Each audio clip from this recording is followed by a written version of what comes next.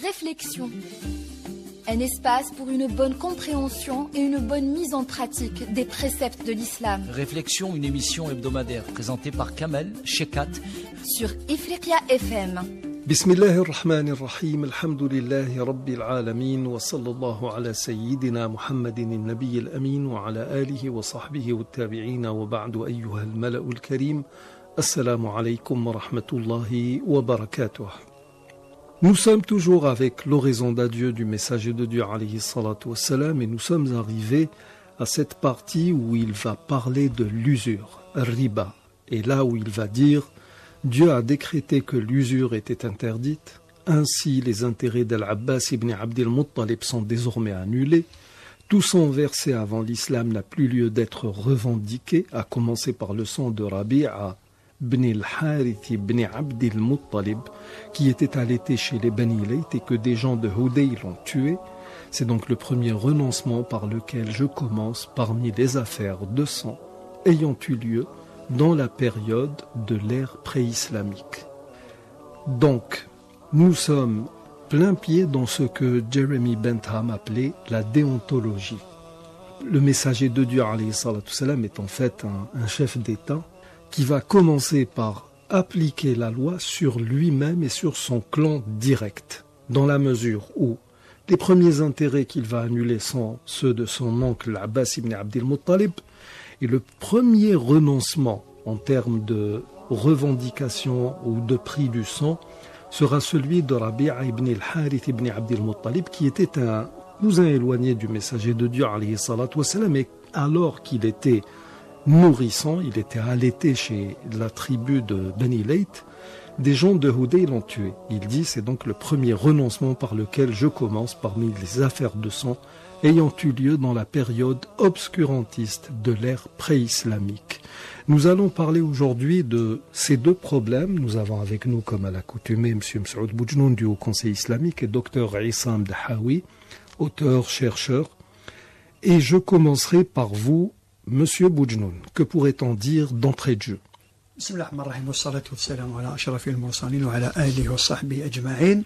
Vous parlez de l'usure. Oui.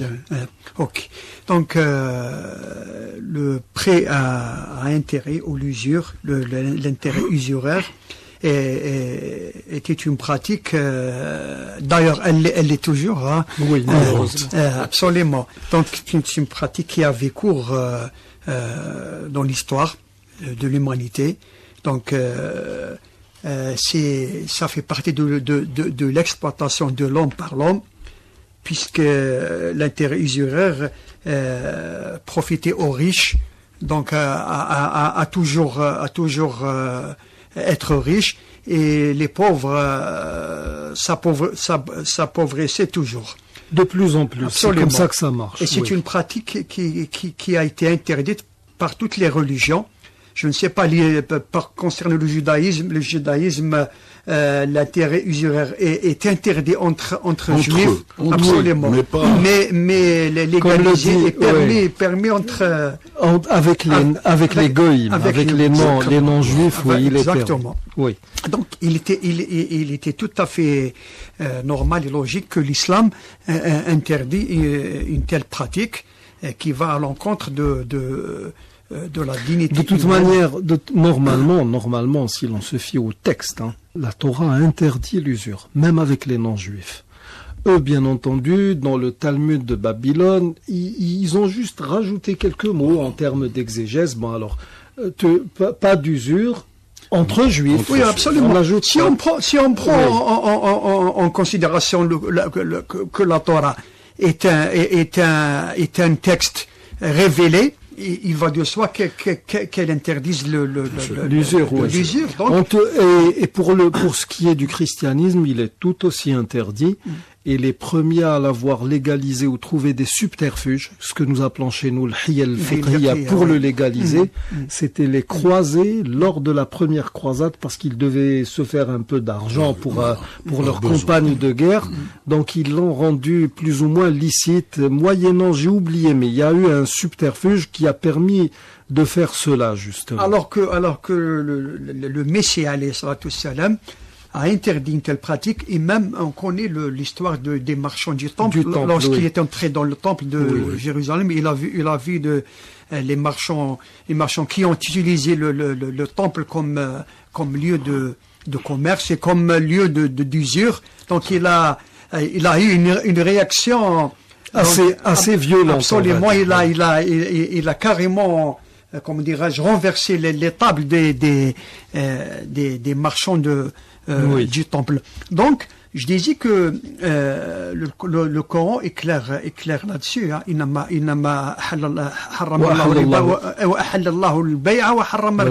Donc c'est clair, Dieu a autorisé la vente.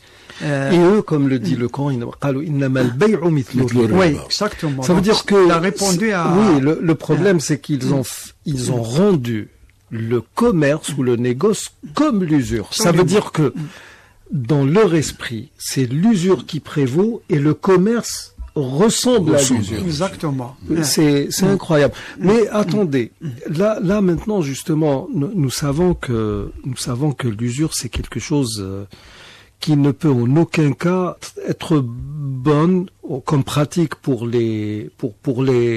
toute communauté. D'ailleurs, même les anciens philosophes, vous prenez, je pense que Platon lui-même était contre l'usure parce qu'il disait que l'argent ne doit jamais se servir de lui-même pour créer la richesse. Et là, quand on se livre à des pratiques usuraires, c'est l'argent lui-même qui devient source de richesse. Et donc la chose ne pourrait être qu'interdite. Donc la chose ne peut pas passer. Pour quelqu'un comme Adam Smith, qui faisait partie de la pensée libérale, où l'usure a cours, surtout chez les banquiers, et des banquiers juifs bien entendu, il disait que c'était pas une bonne pratique, dans la mesure où il disait que ça pouvait dissuader l'investissement, parce que les gens ont peur. J'investis de l'argent moyennant un prêt à intérêt, et puis si je me retrouve bloqué ou si j'ai le moindre petit problème, ça pourrait justement dégénérer. C'est ce qui est arrivé lors de la crise des subprimes. Exactement, des subprimes. Oui. Et donc c'est pour cette raison que la chose a été justement rendue illicite. Mais là, avant même d'aller dans ce sens, parce que nous avons aussi une lecture des textes qui est un peu terre à terre. Tout prêt qui engendre un intérêt ou est considéré comme usure. Mais attention, vous savez que nous avons deux types d'usure dans la loi musulmane. Il y a riba al-nasi et riba al-fadl. Alors, riba al-fadl, c'est quoi? J'ai du blé de très haute qualité, très bonne qualité. Je vous fais un troc moyennant, par exemple, 1 tonne pour 3 tonnes. Le prophète sallallahu alayhi wa sallam a interdit cela. Il a dit non, vous vendez ce que vous avez avec la valeur qui est due ou qui s'y est à votre marchandise. Avec votre argent, vous allez acheter une marchandise de moindre qualité. Exact. On n'a pas le droit de faire un troc sur ce plan. Et il y a riba al-nasi, c'est quoi? C'est je te prête une somme d'argent aujourd'hui, tu me rends quand tu veux, à condition de me donner chaque mois 10% par exemple de la somme que je t'ai donnée, sans forcément qu'il y ait un délai entre nous. S'il y a un délai aussi, je te demanderai dans un mois de me donner la somme que je t'ai donnée avec par exemple 20% ou 30% d'intérêt. Ça c'est interdit.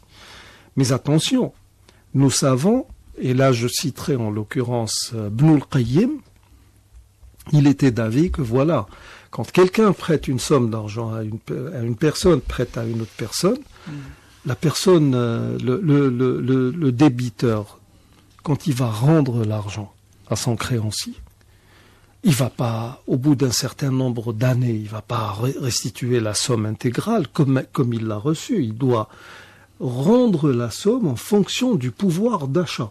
Et c'est pour cela que nous avons des experts qui vont soit calculer sur le prix de l'or, sur le prix de la semoule, ou bien certains contemporains vont se rabattre sur le SMIC. Que valait le SMIC au moment où l'argent a été prêté et qu'est-ce qu'il vaut aujourd'hui. Nous, maintenant, nous sommes à la veille de Ashura et en Algérie, les Algériens ont pris l'habitude de s'acquitter de leur aumône légale annuelle, Zakat al-Hawl, à Ashura. Pourquoi nous faisons ça? Nous supposons que les savants théologiens algériens, profitant justement de Ashura, ont fait en sorte que les Algériens se remémorent cette obligation religieuse. Oui. On ne donne pas le 10e. Quand on dit Achar, c'est le 10e. Nous, on donne le quart du 10e ou le 40e de ce que l'on dit. Oui.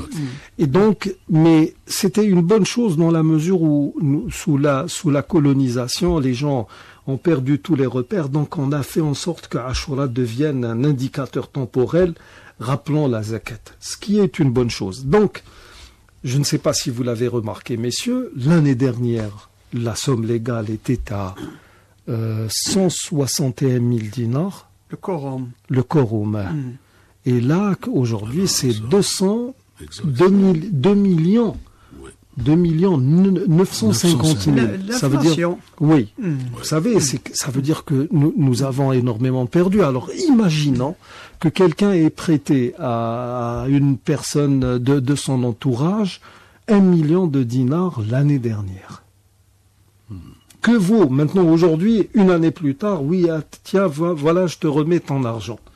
Le 1 million de dinars de l'année dernière, il vaut le double pratiquement de celui de cette année. Donc, c'est pour cela que les savants musulmans, attention, quand on dit « kullu salafin jarra manfa'atan », tout prêt moyennant un intérêt devient ou est considéré comme une usure.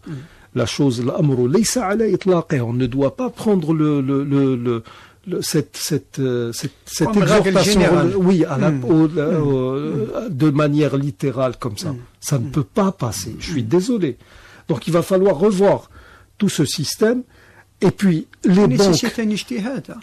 Ça qui vous dit que ça nécessite un ijtihad, M. Boujnan?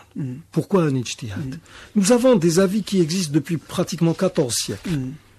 Où des savants ont parlé justement de cela. Je ne peux pas, il est inconcevable. Il faut réactualiser il faut tout simplement, parce qu'il y a des avis religieux qui ont pris le dessus sur les avis religieux qui prévalaient. Que les savants musulmans, non. Parce que vous savez ce qui est en train de se produire actuellement. Nous avons des banques. Nous sommes arrivés à un stade où les gens nous appellent pour nous dire est-ce que j'ai le droit, d'un point de vue purement licite, de travailler dans une banque? Sachant que, alors moi j'ai vu une fois quelqu'un dire non, la yajouz, non, faut pas travailler haram, il faut pas travailler dans les banques. Parce que les banques c'est riba. Mais attends, il y a des frais de dossier dans chaque agence que l'on peut trouver. Certains frais de dossier peuvent couvrir la masse salariale de toute la banque pendant une année. Il y a des dossiers qui rapportent beaucoup d'argent, parce que vous avez, c'est un pourcentage. Attendez, ces frais de dossier, ils sont pas illicites. C'est un travail, ça rentre dans le cadre de ce que pourrait gagner une banque. Bien sûr, nous avons un système financier mondial qui est pourri, entre guillemets, qu'on le veuille ou non. Mais attention, oui, mais à cause de, justement, l'islam fabriqué par les Britanniques, il nous a carrément amputés, dans la mesure où vous avez beaucoup de gens qui ne peuvent plus travailler parce qu'ils vous disent non, ça c'est du riba, on n'a pas le droit de faire ci, on n'a pas le droit de faire ça, mais attendez.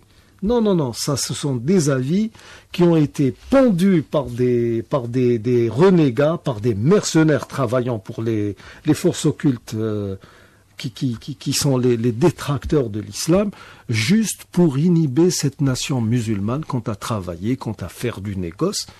Et ma foi, il y a lieu de réactualiser. Il ne faut pas des ijtihad, M. Boujnan. Non, mais maintenant, il faut des révisions. Oui, absolument. Maintenant, Dieu merci, il y a des banques quand même. Et le système ce qu'on appelle monétaire financier islamique, il prend de l'ampleur, hein, il faut le dire. Maintenant, il y a des études de plus en plus sérieuses qui montrent que finalement, l'alternative à la crise justement du capitalisme actuel, c'est le système islamique. D'ailleurs, j'ai là une étude qui a été faite par un économiste français qui est très connu, qui s'appelle Olivier Giscard d'Estaing. C'est le frère à l'ancien président, justement, qui parle du système monétaire islamique, et qui, justement, après avoir cité les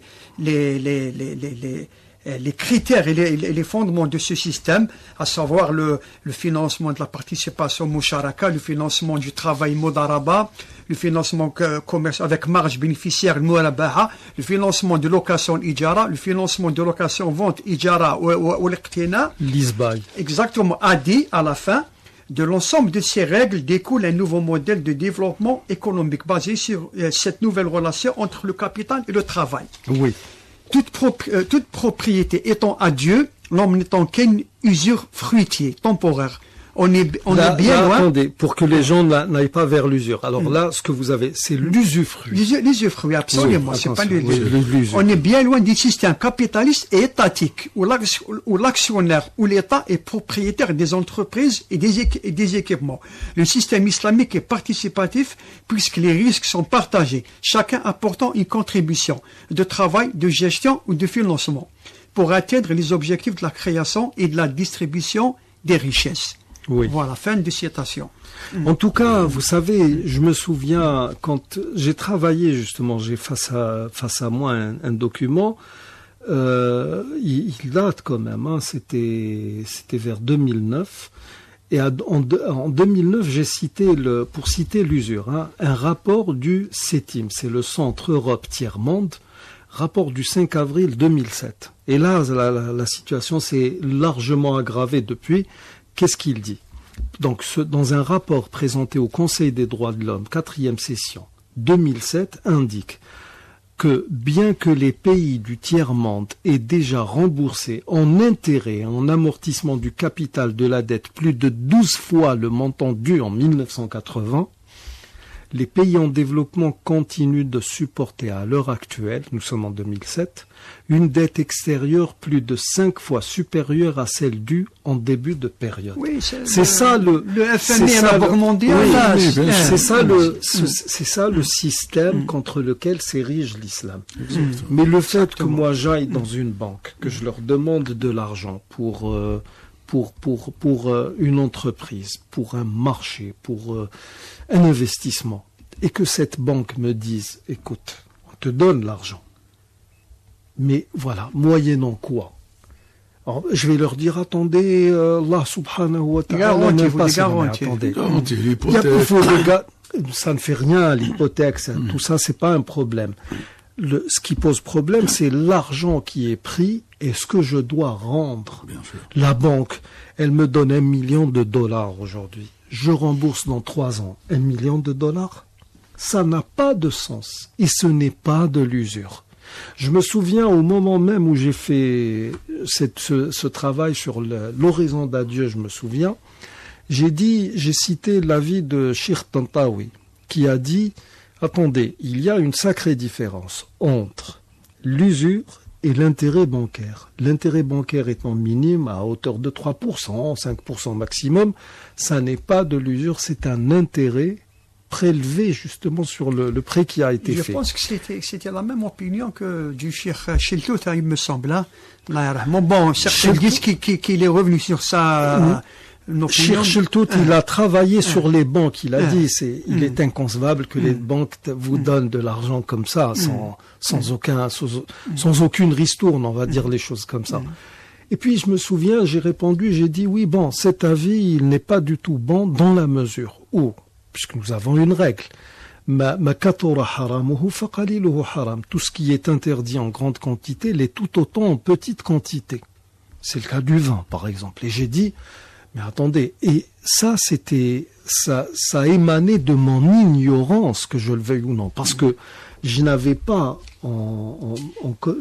pris connaissance de l'avis d'Ibn al-Qayyim et de certains grands savants musulmans sur l'usure. Il y a tout un problème, vous savez. Donc il y a et là nous sommes, par exemple, je ne sais pas, je me souviens il y a quelques années, nous avons travaillé sur un montage financier, sur une promotion immobilière.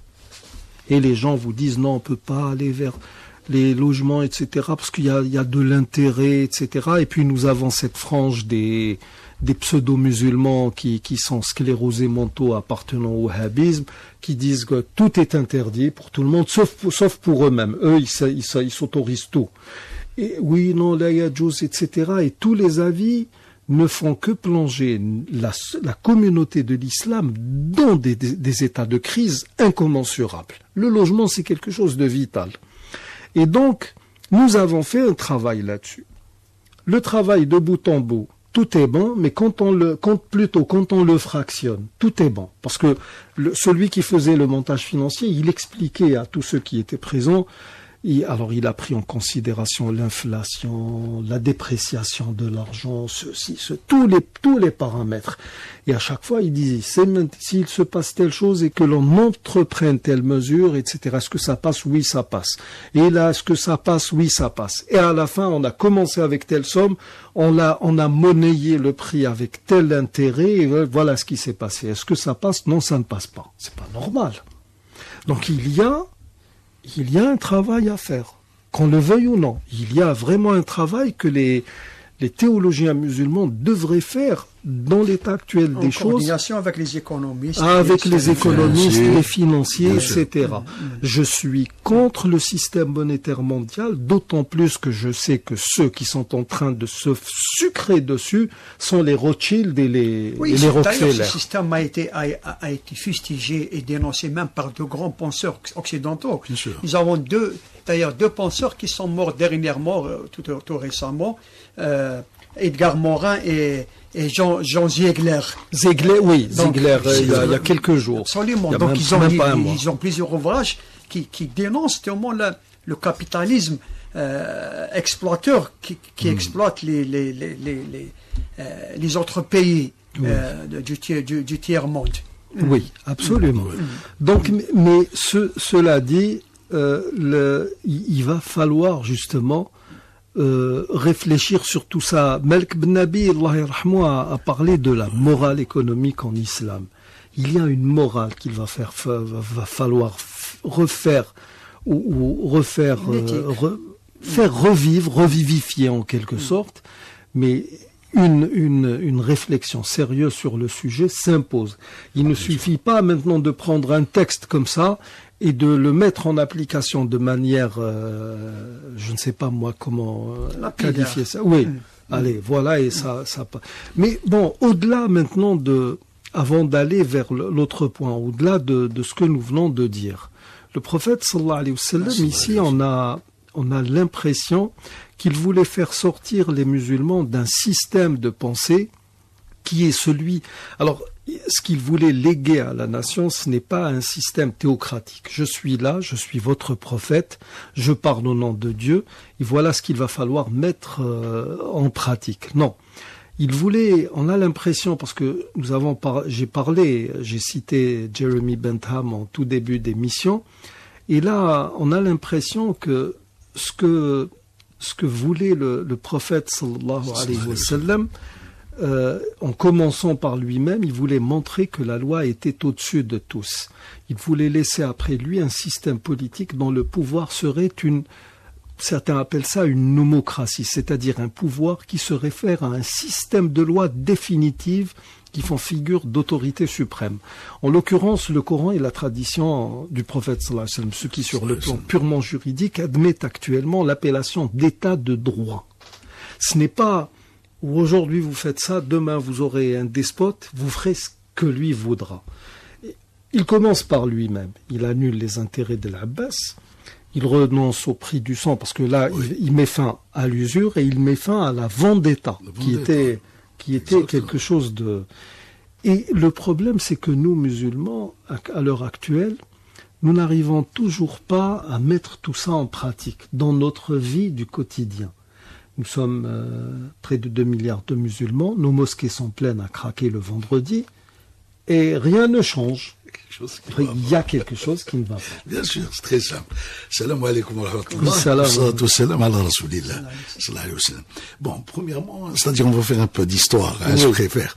Parce que l'usure en elle-même, les riches, c'est-à-dire ils multipliaient leurs dettes de façon abusive. Oui.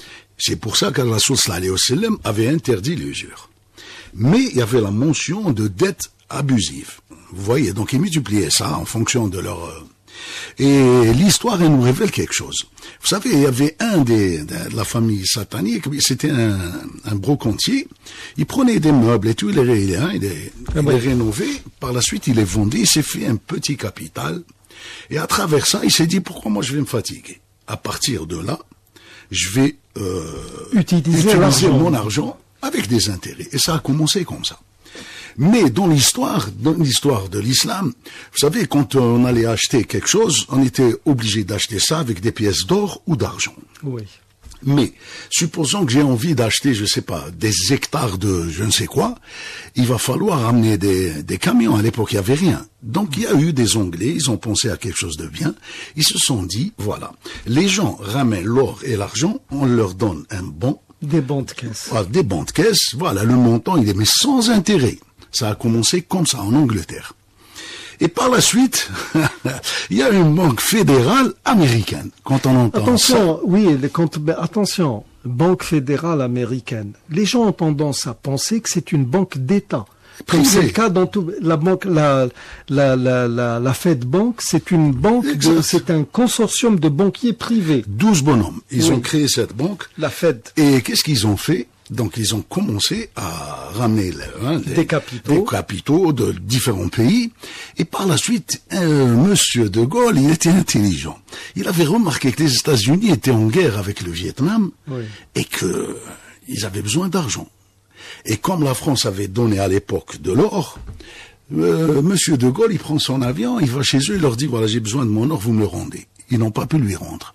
Ils avaient compris que cet or-là, il était utilisé. Dans l'effort de guerre. Voilà. C'était on appelle ça sur le plan financier, la planche à billets. Voilà. Oui, la planche à billets. La planche à billets. Voilà. Donc voilà ce qu'ils étaient en train de faire. Maintenant, si on revient à l'histoire islamique, l'usure, pourquoi elle a été interdite? La raison. Si on réfléchit théologiquement. L'islam, vous savez, le don. Allah subhanahu wa ta'ala, il nous dit que rizqukum fis sama.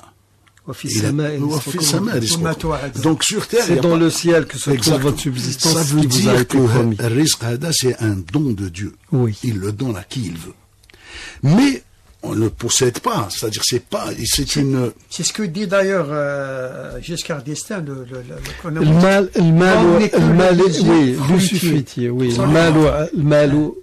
malu ariyatun mustaradda. Ça veut dire que l'argent, la fortune que vous avez entre les mains n'est qu'un prêt de Dieu que vous allez devoir rendre tôt ou tard. D'ailleurs, pour bien comprendre les choses, vous êtes riche à milliards. Vous n'avez pas le droit de dilapider votre fortune parce que vous êtes censé la laisser pour ceux qui viennent après vous. Exactement. Vous n'avez pas le droit de déshériter ceux que vous n'aimez pas. Exactement. Vous n'avez pas le droit de privilégier ceux que vous aimez, etc.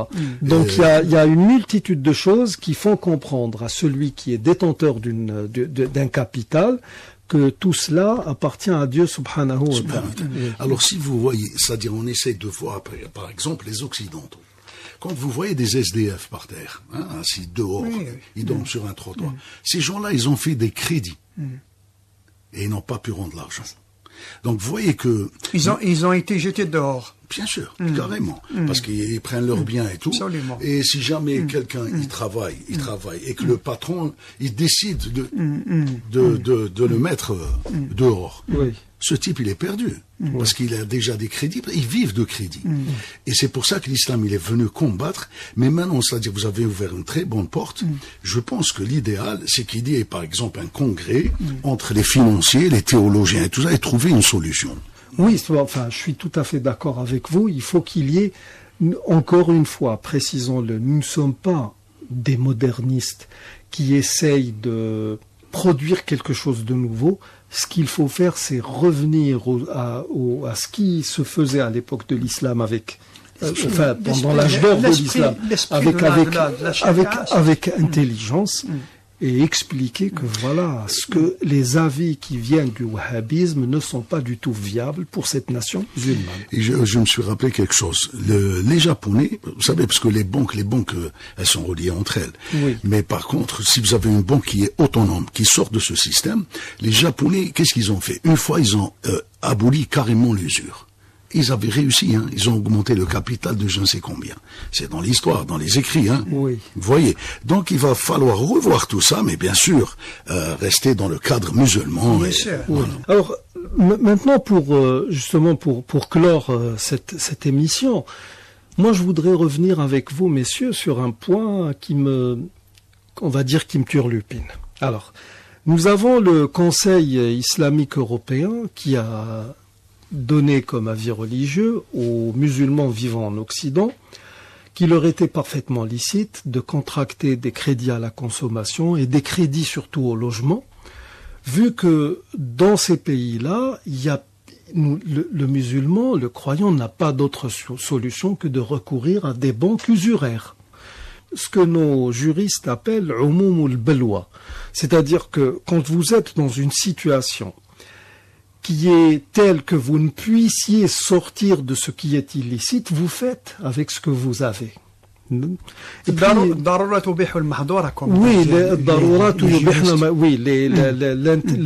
nécessité. La nécessité fait loi ou bien prime sur l'interdit. La chose est acceptable. Cela dit, tout doit être évalué selon les situations et en fonction des capacités de l'homme à se soumettre ou pas à la condition de vie qui est la sienne. Le problème est que il m'est arrivé de discuter avec des érudits qui font partie de ces groupes. J'ai dit oui, voilà, mais pour nous qui sommes dans des pays dits musulmans, est-ce que cet avis est valable? On me dit non. Ah bon, et pourquoi? On me dit parce que vous vivez en terre d'islam. Et ici, nous sommes en terre de mécréance, ou bien demeure d'islam, Darul Islam. Et là, c'est Darul Kufr, la demeure de la mécréance. Cette appellation n'est plus valable. Depuis quand? Moi, je sais qu'elle n'est plus valable depuis l'imam Shafi'i, qui parlait à l'époque déjà de Dar al-Mu'ahad. Il y a des pays européens où les musulmans sont majoritaires, comme en Bosnie, comme en Albanie, Non, mais il y a même des pays. Vous savez ce que m'a dit l'un d'eux? Il m'a dit oui, mais attendez, chez vous, yurfa'ul adhan. Oui, mais attendez, nous entendons l'adhan, mais la loi de Dieu, sharia, elle n'est pas mise en pratique. Absolument. Quand je dis sharia n'est pas mise en pratique, attention, je ne suis pas dans la logique de Daesh, qui veut, la sharia, c'est quoi? C'est couper la main du voleur, flageller le fornicateur, tuer les gens comme ça à la chaîne et dire oui, c'est ça, sharia. C'est qu'on soupçonne d'être mécréant. Oui, mais attendez, non, sharia, de toute manière, moi, en ce qui me concerne, mettre en pratique sharia nécessite de ne pas couper la main du voleur, parce qu'on ne coupe la main du voleur que quand on a une économie forte, une instruction forte, etc. Et à l'image de ce qui a été fait par Omar ibn Khattab, l'inverse de ce que font les groupes extrémistes, terroristes, enfin, je les appelle même pas terroristes, c'est des criminels, tout simplement. C'est le mot. D'ailleurs, vous me rappelez cette fameuse, le gouverneur de Omar ibn Abdelaziz, je pense qu'il lui a envoyé un message où il lui a dit que envoie-moi des soldats puisque la ville est infestée de voleurs et il voulait non, à l'époque c'était un gouverneur de Omar ibn Khattab, il voulait de l'argent pour construire un mur d'enceinte autour de toute la ville. C'est pas Omar ibn Abdelaziz? Non, c'est Omar ibn Khattab. Exactement, c'est Adl, c'est ça. Renforce ta ville avec la justice. C'est ça la charia islamique, c'est la justice, l'égalité des chances, la dignité, etc., etc. Donc voilà, quand nous parlons du crédit à la consommation, etc., je me souviens, j'ai dit à mon vis-à-vis, vous avez ici en Europe des zones où on entend l'adhan. Je crois que ça se fait en Hollande et En Albanie, en Bosnie...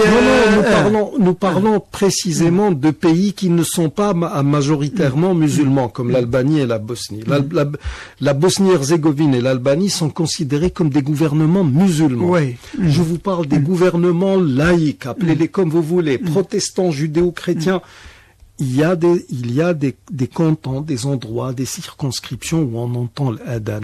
Est-ce que les gens qui habitent dans ces petites localités ne sont pas concernés par cet avis religieux? Il me dit non, on peut pas. Oui, d'accord.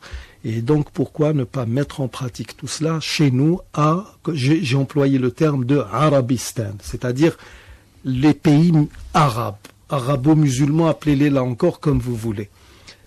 Ce système justement, pourquoi ne pas, même quand nous avons des juristes quand même éclairés, qui ont réfléchi sur la question, ils ont exclu les pays arabo-musulmans de cette équation. Ça n'est pas normal. Oui, moi je pense qu'il faut simplement généraliser le système financier islamique. Hein. Maintenant, vous avez parlé du prélogement. Nous avons des, un système de location et de location-vente. Oui, mais attendez, M. Boudjloun. Qui est conforme à la charia islamique. Il est conforme dans la mesure où il nous évite l'usure par un contournement de la loi. Mais n'oublions pas une chose. Vous allez dans une banque conventionnelle, vous allez payer 6% de taux d'intérêt. Vous êtes dans ce système dit islamique, vous allez devoir payer du 18 à 22%. Ça n'est pas normal non plus. Je suis désolé, il y a un problème. Bien sûr qu'il y a un problème. Écoutez, soyons sérieux. Et puis, il y a un autre problème. J'ai pas envie de parler de ça comme ça, il faut des spécialistes. Il y a un autre problème qui est que vous ne pouvez pas racheter votre crédit avec le système. Il y a des gens qui ont tout perdu. Alors que dans les banques conventionnelles, là où c'est les Rothschild qui sont en train de se sucrer, vous avez toujours moyen de récupérer la situation. Il y a un problème. Je pense que tout cela nécessite vraiment une réflexion de fond. Exactement. Ça n'est pas du jeu, il n'est pas du tout question de mettre en pratique un texte de manière absurde comme ça et le généraliser surtout. Et il n'y a pas non plus, il n'est pas question aussi de dire que voilà, non, la loi islamique est dépassée. Elle ne l'est pas. La loi de Dieu n'est jamais dépassée. Pas du tout. Alors un mot de la fin, messieurs. Je vous cache pas, je vais raconter quelque chose de réel que j'ai vécu. Donc j'avais un projet et j'ai été voir un directeur de banque. Oui. Voilà, je lui ai parlé de mon projet. Moi, en même temps, parce que j'ai su qu'il y avait une loi islamique qui allait venir. Oui. Donc je voulais être informé sur ça. Donc le monsieur, quand je lui parlais de mon projet, c'est vrai qu'il était porteur et tout, il m'a dit combien tu veux, je lui ai dit non, je veux rien. Parce que vous savez, on a peur de cette usure, on est des musulmans. En sortant, le gars qui était avec moi, il me dit voilà, moi j'ai une autre solution, on pourra travailler, moi je vais ramener des amis, ils vont ramener de l'argent, on va leur donner. Je lui dis donc on n'est pas sorti c'est la même chose, que ce soit la banque ou des personnes. Pour moi c'est la même chose. Comme c'est vrai que j'avais des doutes, j'ai appelé un imam. Oui. Je lui ai parlé, je lui ai dit voilà la situation, voilà ce qu'il y a. Et il a commencé à employer des termes en arabe que j'ai pas compris, j'ai pas vraiment compris, j'ai pas assimilé. Donc je le passe au collègue, je lui dis voilà, tu lui parles, on essaye de trouver un raisonnement logique. Quand il lui a parlé, et même à un certain moment, il lui dit voilà, j'ai 2 millions de dinars, est-ce que je peux venir les investir? L'imam voulait. Voilà, donc vous voyez à peu près comment que ça se passe. Oui. Et pourquoi, si je parle de ça, ça veut dire que un imam plus les financiers, ils doivent signer un engagement sur une loi qui décide, bien sûr sur une base islamique. Parce que Rasulullah sallallahu alayhi wa sallam, quand il a parlé de l'usure, les compagnons du prophète ne sont pas venus lui dire est-ce qu'il y a possibilité de... Il n'y avait pas ça, ils ont appliqué cette loi. Même pour l'alcool, c'est vrai qu'il est venu par palier, mais par la suite, tout le monde a été interdit. Et personne n'a osé venir, ou bien, parce que pour eux, c'est quelque chose d'acquis. Et c'est pour ça qu'on est obligé de revoir tout ça et trouver, bien sûr, une solution à nos frères, parce que, vous savez, les bons ne prêtent qu'aux riches. Absolument. Il faut le dire. Voilà. Alors, la question est posée. Nous espérons qu'il y aura justement suite à tout ça par le biais d'une réflexion collégiale regroupant des spécialistes de la finance, des spécialistes de l'économie, des spécialistes de la loi canon de Dieu, ou la loi canonique de Dieu, et nous espérons justement dans le cadre, comme vous l'avez dit, de ce que Melk Benabi appelle la morale. La morale, oui. Parce que là encore, il faut sortir de ces appellations. Il y a malheureusement, je suis désolé de le dire, il y a comme une labellisation par le islamique de tout. Oui, c'est la finance islamique. Il n'y a pas de finance islamique. Il y a une finance juste et une finance injuste. Nous devons aller, pour être conformes à ce que Dieu veut, vers une finance juste, profitable à tout le monde. Voilà donc, amis auditeurs, nous arrivons au terme de cette émission. Je vous remercie d'y avoir prêté attention. Assalamu alaikum wa rahmatullahi wa barakatuh.